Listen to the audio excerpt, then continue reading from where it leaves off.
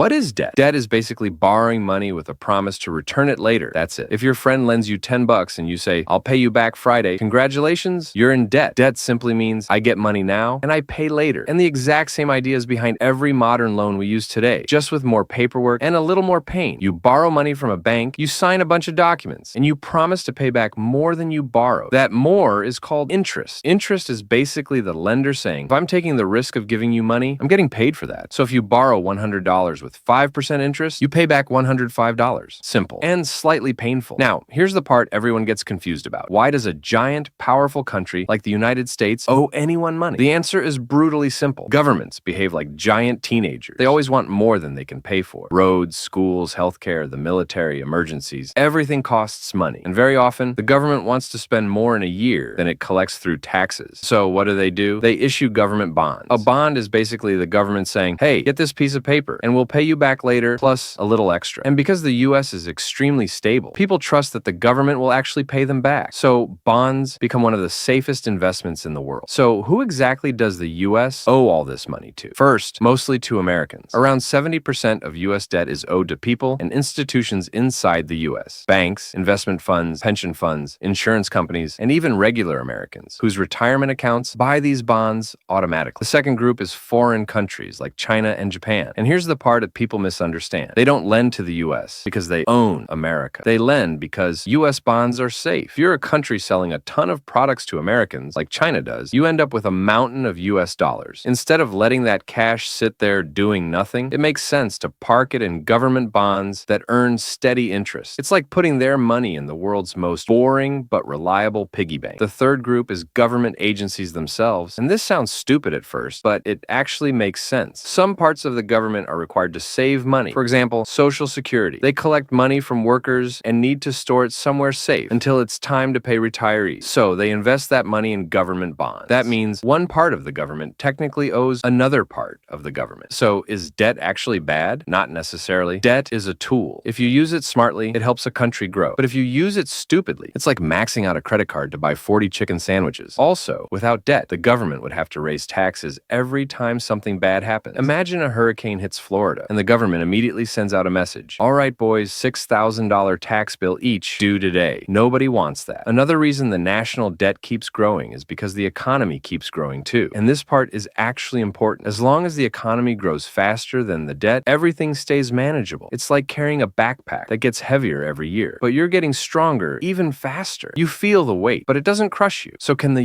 US go bankrupt? Not really. The US prints the world's #1 currency. They can make money whenever they need it, but if they print too much, things get ugly fast. That's how inflation happens. So they can't go full monopoly mode, but they also won't run out of money like a normal person would. The real danger isn't running out. It's making the money worth less. Fun fact, the only president who ever completely paid off the national debt was Andrew Jackson in 1835, and the country instantly ran into economic chaos. Businesses failed, banks crashed, and the economy fell apart. So yeah, having zero debt isn't automatically good. If this helped you finally understand debt without falling asleep, hit like, drop a comment, and subscribe.